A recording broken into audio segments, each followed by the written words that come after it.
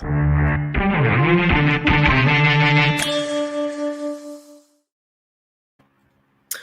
back to the Buckeye Breakdown podcast as Buckeyes Now continues our coverage rolling into week one. Ohio State getting ready to open the season with the Minnesota Golden Gophers. And to give us some perspective on exactly what things are like right now up in Minneapolis, we welcome in the publisher of Gopher Illustrated on the 247 Sports Network. Ryan Burns does a great job covering Minnesota, and we're glad to have him join us here for a little bit. Ryan, thanks for your time, and looking forward to finally kicking off the season. We don't have to talk about training camp. We don't have to talk about speculation. This can be actual, legitimate football. It's been far too long. I appreciate you having me on, and I'm with you. I mean, I've talked about the offseason for 9 months now. I've talked about recruiting for 9 months now. I want to see what the product looks like because I think Ohio State fans are obviously very excited about their season and their national championship hopes. And on the Minnesota side of things, I think there's a lot of optimism that maybe Minnesota's a team in the West that can come out. So I'm just excited to talk about legitimate football coming up on Thursday night. I don't want to have this be too reflective of last year because I think everybody in a lot of ways is sick and tired of last year, talking about it, thinking about it, reflecting on the challenges that it brought. But I think there's at least some value when forecasting what this year could look like in trying to put in appropriate perspective what last year brought. And even for something as simple as the statistics, everybody played a different number of games. Strength of schedules could have been all over the place. So maybe some of those things don't tell a full picture. If you could try to at least just give us a brief summary on what was certainly a little bit of a disappointing 2020 season, but where specifically were some of those disappointments, and where are maybe some of the bright spots from last year that you guys think Minnesota is going to build on going into this year? It was an interesting year all around, especially for Minnesota. I think it started before the season when their star receiver, Rashad Bateman, opts out, and then the Big Ten is canceled. Big Ten comes back on. Rashad Bateman opts back in, plays for a few games, opts back out. You had just a lot of things going on around the program. I mean, COVID hit Minnesota probably just as much as some of the other Big Ten teams where they couldn't play some games some weeks. There were some weeks, like PJ Fleck likes to talk about, against Nebraska, where they were, I think at this point, the legend has now grown to they were somehow down 50 players. But in reality, they were down somewhere between probably 25 and 30 players between injuries and COVID, but they were still able to go into Lincoln and beat a Nebraska team. But, the year didn't start off so well, where they get College game day in town for them against Michigan, and then they absolutely just don't show up. The defense is just gashed all night long, and it's just an absolute drumming. Iowa comes into town, one of Minnesota's biggest rivals, is up 35-0 in the fourth quarter. And things really didn't click for Minnesota. And that's a culmination of different things. But I think you saw towards the end of the year, Minnesota started to figure it out defensively. And you look up at the end of the year of 2020, and they're 3-4. And that's where, that's not where they want to be. They should have been 4-3. They blew a 3-score lead in the fourth quarter against Maryland somehow and then lost in overtime. They had every chance to win against the Badgers in Madison, and they couldn't get it done on special teams, amongst other things there. If they were able to finish those overtime games, we're talking about a 5-2 football team that I don't know that was particularly good last year. So it's tough to kind of prognosticate in terms of what did 2020 mean for Minnesota compared to 21. Now they returned 20 of 22 starters. The two guys they don't have, Rashad Bateman was a first-round draft pick of the Baltimore Ravens. Benjamin St. Juste, a cornerback, was a third-round pick of the Washington football team. So, yeah, they lost a couple of talented guys, but they do return quite a bit. So we're going to find out this year with so many super seniors across the country, these sixth, and even Minnesota's got some seventh-year guys, which I've never even heard of before. I mean, a couple of these guys have to be old enough where they can dang near rent a car at this point. So does it mean anything? I don't know. I mean, I think it means something, but to kind of quantify, does it mean a lot or a little? I think we're going to find out here very soon. I feel like it might be easier to talk offense, but some of what you've just alluded to there makes me think we should start on the defensive side of the ball. I know Minnesota had a fairly young defense last year, right, and obviously had a pretty COVID-inflicted side of the ball there in particular. So some of the defensive numbers don't really maybe tell the whole story. You alluded to those first couple games of the year. 567 rushing yards and 8 touchdowns over those first 2 games isn't probably a perfect indicator of what the defense was capable of, but maybe the performances by the defense against Purdue and Wisconsin toward the end of the year and Indiana, maybe those weren't perfect indicators either. So let's start defense, maybe talk about a couple of the transfers up front and just what you expect sort of from this year's defense. I think they will be much improved. Now, I don't know that you'll be able to see that against an Ohio State offense that's obviously been very prolific, even with a brand new quarterback back there. I mean, you look at this game on paper if you want to use those 2020 statistics, and Ohio State had the #1 run offense in the Big Ten. I think they averaged 5.5 yards a carry, over 250 yards a game. And then you look at Minnesota, they were dead last in the Big Ten because they allowed over 6 yards a carry. I remember the stat going into December last year before Minnesota's final 2 games of the year. Minnesota was averaging giving up to just strictly running backs over 8 yards a carry. That is absolutely horrendous. Now, they got better as the season went on.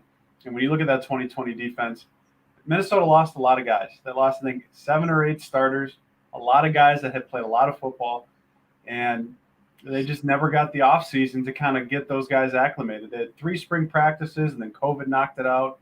Didn't really get much in the summer. They got the 3-week abbreviated fall camp, and then they were thrust into action. And that's where if you ask defensive coordinator Joe Rossi, he puts a lot on that they didn't get time to make the adjustments, and you saw Minnesota get better as the year went on. Now you look at the team or the defense anyway, that Ohio State will face on Thursday night. I do think they'll be better. Now, Minnesota's very old and experienced on the defensive line. They brought in a couple of transfers, one by the name of Niles Pinckney from Clemson, someone that played all 4 years at Clemson, played over 1,200 snaps there in his career, someone that I think will be inserted immediately at defensive tackle. They took another defensive tackle from the transfer portal in Val Martin, someone I think you'll see more on pass rushing downs. And then they have a couple of defensive ends that are multi-year starters, one being Boye Mafe, who I think is going to be a top 100 draft pick in the next NFL draft. He is incredibly gifted, led the team in sacks and tackles for loss last year. His claim to fame is he was on Bruce Feldman's Freaks list, where he's 263 pounds and he's got a 40-inch vertical. I don't know that I could jump that high, and I'm definitely not that weight. So they're very experienced on their defensive line, and we're going to find out is that going to make things any better, because the linebackers were horrible last year. They struggled immensely. They were replacing 2 longtime starters. Minnesota took another transfer there in Jack Gibbons, of which I don't know that the defensive coordinator, who's also the linebackers coach, Joe Rossi, could be any higher on him. He just thinks he can provide a lot of stability there and just know where he needs to be, which was a big issue at times last year. So it's going to be interesting. Now, do I think Minnesota is going to come out and become the 85 Bears in terms of against Ohio State? Absolutely not. But do I think that they can be a formidable type of run defense? Potentially. I mean, we just don't know. I think there's just a lot of unknowns because Minnesota's got some new guys. Ohio State's got a brand new quarterback. Are they going to change the offense for his skill set? Are they not? I mean, that's what Rossi talked about today with the media was they're kind of preparing for ghosts because, yes, you know what Ohio State and Ryan Day have done traditionally in the past on offense. And so you prepare for that, but it's game one. So there's going to be brand new wrinkles everywhere. And it's kind of which side of the ball adjusts first, especially with all that skilled position talent for the Buckeyes. Ryan Day talked about the same concept today being a real challenge. Game one, you have to factor in some of the film from a year ago, but in some regards, it's about just trying to be the best you can be and then figuring out who's better at adjusting in game, right, because it's a challenging week without film from this year to get ready for guys. You brought up, you mentioned the word sacks and tackles for loss. What was it last year that was so difficult that as a team, you basically averaged 1 sack and 2 total, or 2.5 tackles for loss per game? Those are obviously numbers that if you're looking at the stats would kind of jump off the page at you. Why was that such a challenge last year? Some of it was COVID. I mean, they where COVID hit Minnesota specifically the hardest was their defensive line. Boye Mafe missed time. They had their defensive tackle starters missed 3 games. So they had to throw in freshmen out there. It was a culmination of different things that they weren't very disruptive at all. And that was a big issue. I mean, you go back and watch Minnesota's game against Maryland, they made Taulia Tagovailoa look like a prime Michael Vick. They couldn't contain anybody in a rushing lane. They couldn't get any rush, and they just made people look a lot better than they were at times. And that was one of the questions we asked Rossi today was, what makes you think you can be more disruptive? Whether that is statistically, whether that is just with the pressure. And they feel a lot better about their defensive tackles this year than they did a year ago. Whether that's because they're older, I believe Minnesota's probably going to rotate 5 or 6 guys on their defensive tackle rotation because they feel that good about it. Now, that's all great in theory, but your linebackers have to be a lot better too. So the theory is for Minnesota, for them to become more disruptive, part of the issue was they couldn't get in any time. They couldn't get in passing downs. Every time you ran 2 plays on the ground, you had a first down. I mean, statistically anyway. So when you can't get into passing downs and teams just because of COVID can just run it down your throat amongst other things, it was just a struggle at times last year. And that's where, again, I think Minnesota will be improved defensively. When you look at the metrics or look at the statistics, I think they'll probably be more average to above average, where last year they were mediocre. But the question is, what does that mean for game one? Because it's going to be tough to say with especially that Ohio State wide receiving core going against what I think isn't necessarily the strength of the defense, which is the Minnesota secondary. I was just about to ask you about the secondary because I think the Buckeyes feel that truly one of their strengths of this team is the receiving core. Sounds like they're going to rotate 6 guys. Chris Olave, Garrett Wilson, Jackson Smith, and Jigba should be the first 3 out there, but Julian Fleming and true freshman Emeka Egbuka and Marvin Harrison Jr. are going to see time on Thursday as well. Ohio State really feels like they can throw the ball, and they've done that pretty well here now the last several years. With Winfield gone now a couple seasons and some new faces in the defensive backfield and frankly, without having played Minnesota in a few years, perhaps some Buckeye fans not terribly familiar with the personnel in the secondary. So can you give us an idea of what to expect back there? Yeah, I'd first say PJ Fleck genuinely couldn't be any more complimentary towards the Ohio State wide receiving core. I don't know if you or your readers have seen the quotes this week, but he's talked at length in the last 2 weeks about how he thinks this Buckeye wide receiver room is probably the most talented in college football. And then you look at it and how Ohio State doesn't have to recruit, they just get to select. And you have, you have your 2 headliners there, Chris Olave and Garrett Wilson, and you make me feel incredibly old now that Marvin Harrison Jr. is somehow college eligible. But there's just so many different guys that they can throw at you. And that's where you look at Minnesota secondary. They have a 6th-year corner in Coney Durr, someone that got all Big Ten recognition last year. I don't have really many worries about him. He's not the fastest guy in the world, but he's been around a long time. He knows what's in front of him. It's that other corner spot.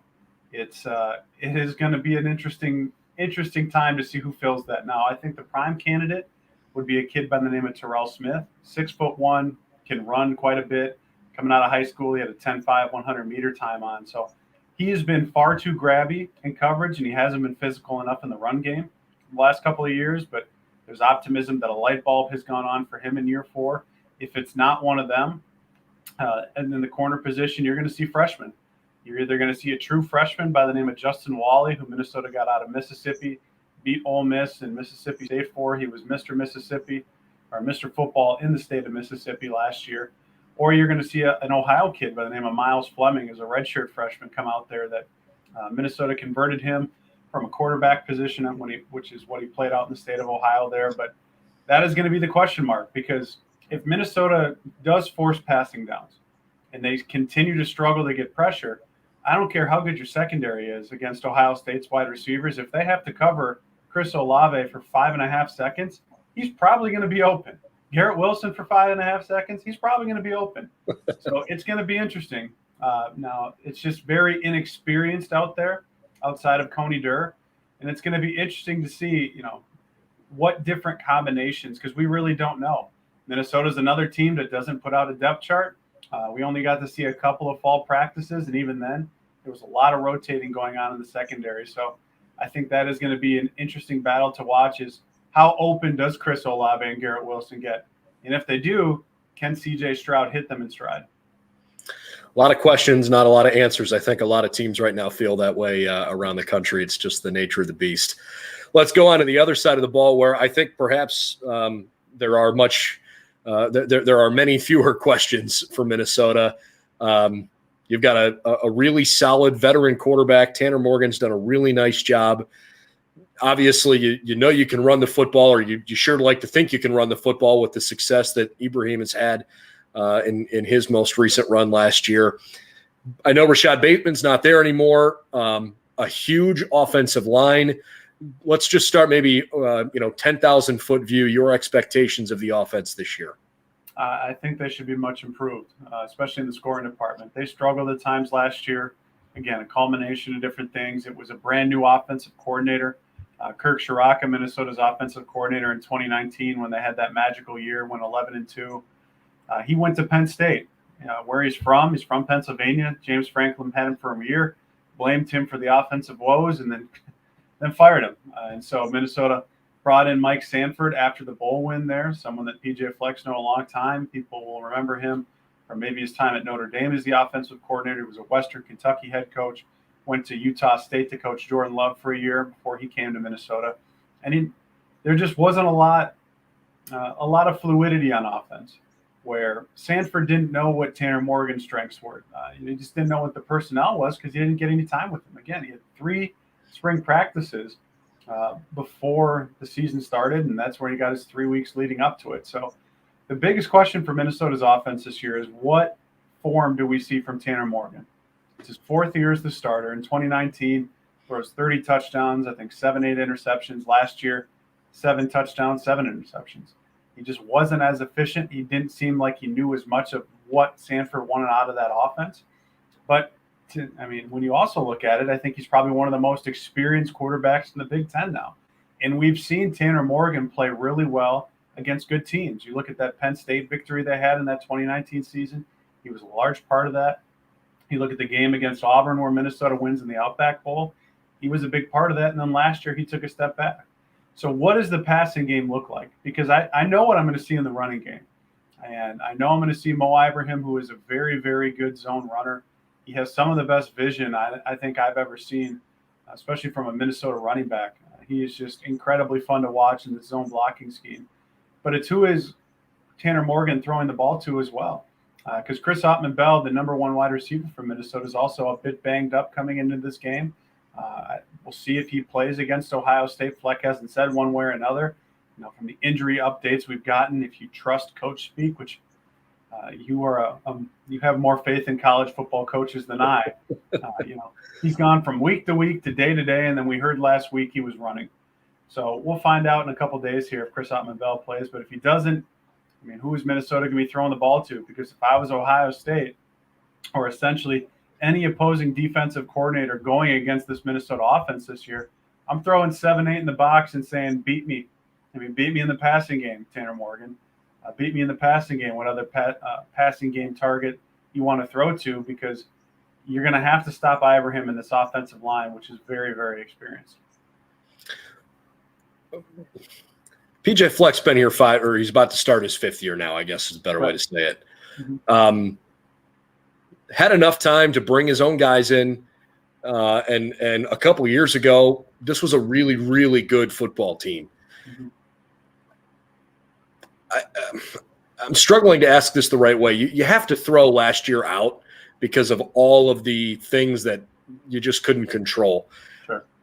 From the outside looking in, do you think that this program still has momentum where they can be a perennial top 15 team in the country and compete to win a Big Ten championship?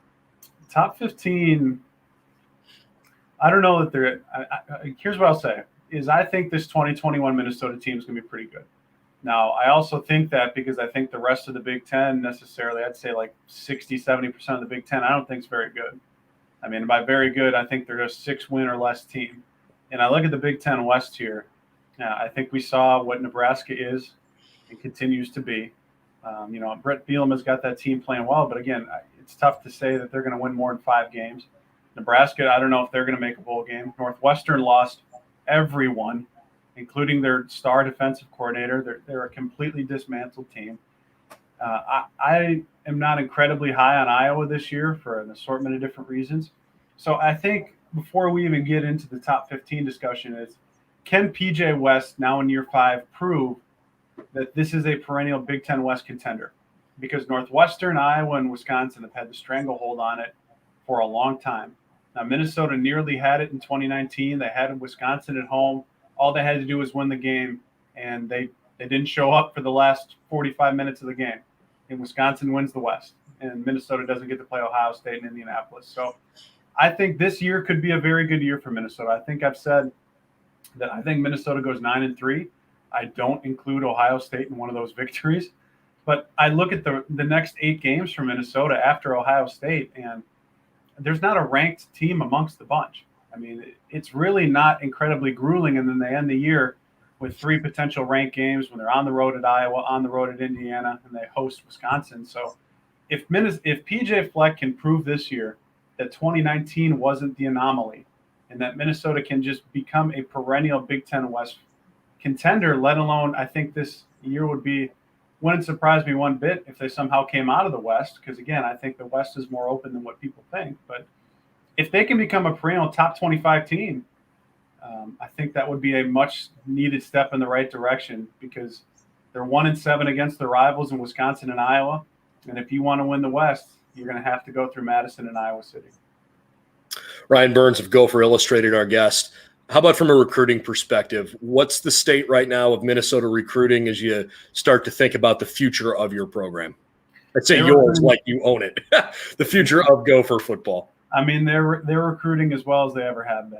And whether you want to look at the 24/7 rankings, the 24/7 composites, whichever rankings you want to look at, they're certainly on the up and up from the Tracy Clays and Jerry Kill years. And I don't really want to talk about the Tim Brewster years because that was just an absolute dumpster fire.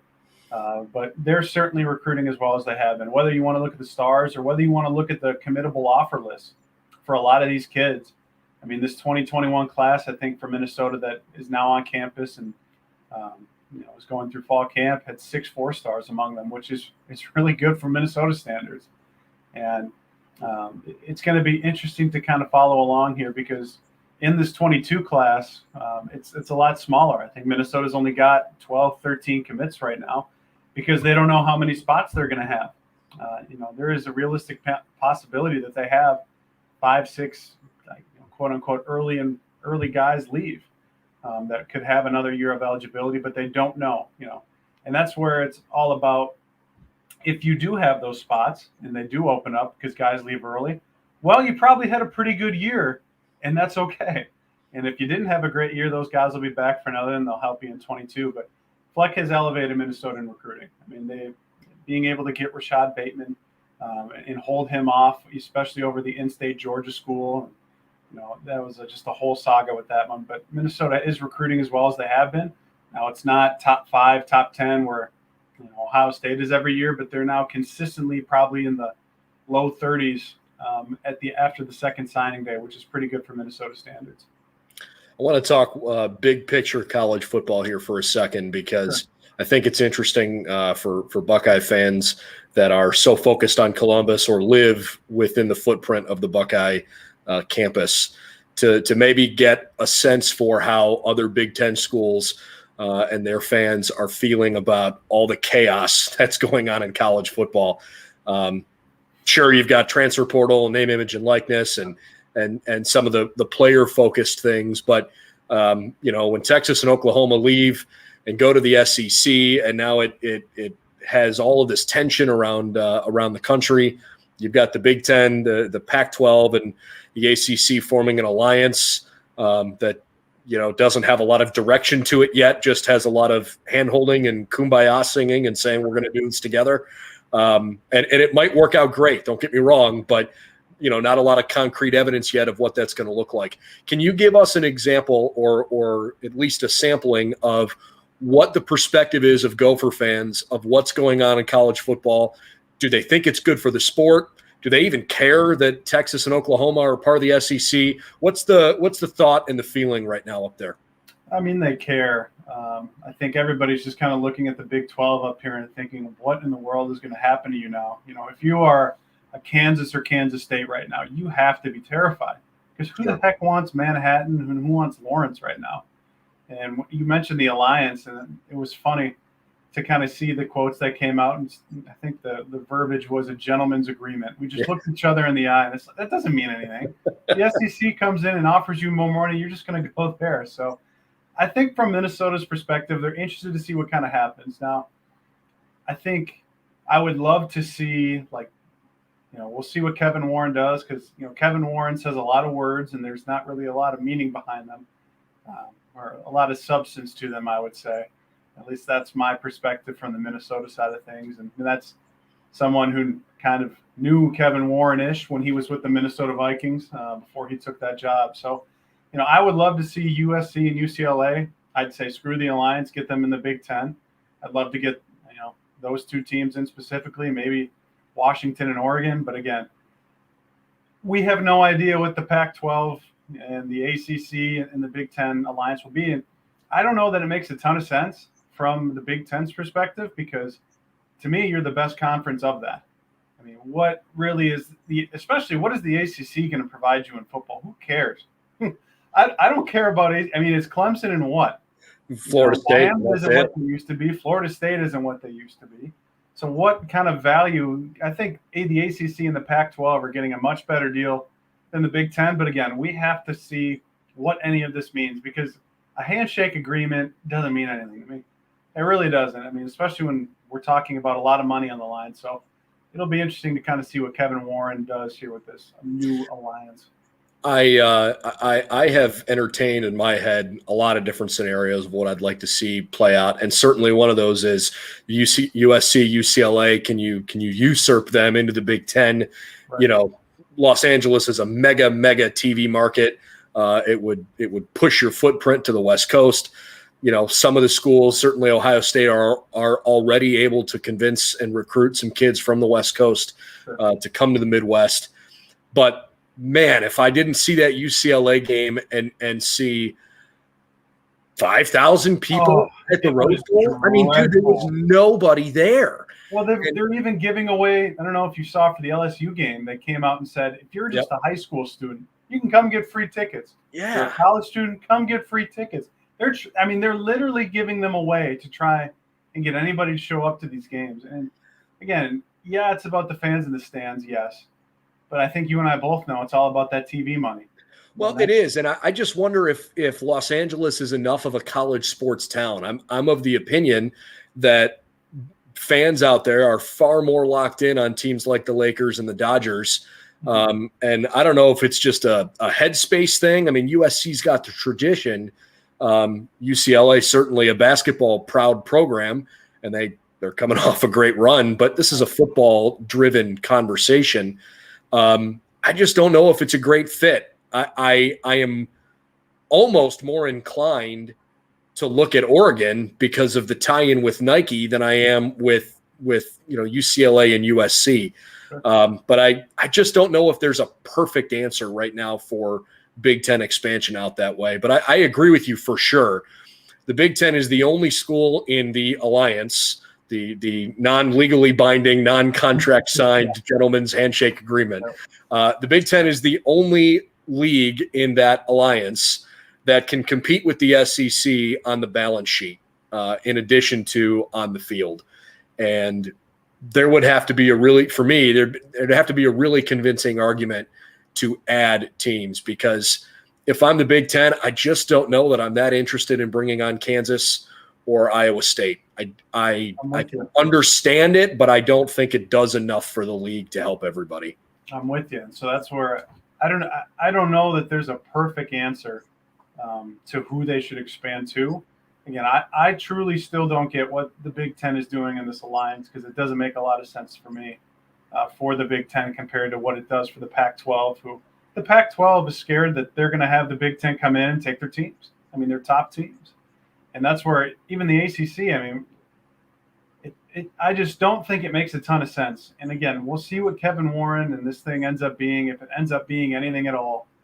But it's fascinating, because I do think, just like you do, I think it's the SEC and the Big Ten and kind of everybody else now, especially with Oklahoma and Texas gone. I mean, what is the Big 12 going to do is probably the number one question we all are thinking of. I mean, at what say they add Houston and SMU, And you can think of a couple other teams there, but it's like, well, what's the point? I mean, they're not as good of a conference as what they once were. And it is going to be fascinating to kind of see how the dominoes continue to fall here. Yeah, I think the elephant in this conversation is Notre Dame. There's not a conference in the country that wouldn't want to add Notre Dame, but I'm not sure Notre Dame is interested in leaving its independence. And I don't think something seismic would have to change for Notre Dame to say, okay, time for us to join a league.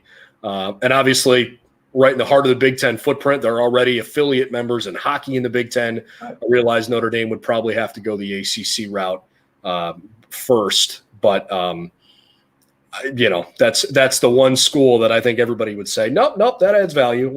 We'll welcome them in with open arms. So I have a hard time believing Notre Dame would want to go from playing the soft ACC schedule and the military schools to wanting to become a Big Ten member and potentially be exposed a little bit, and not have the glory of, we know we're 10-0 and we beat Clemson. That's the only ranked team we played all year.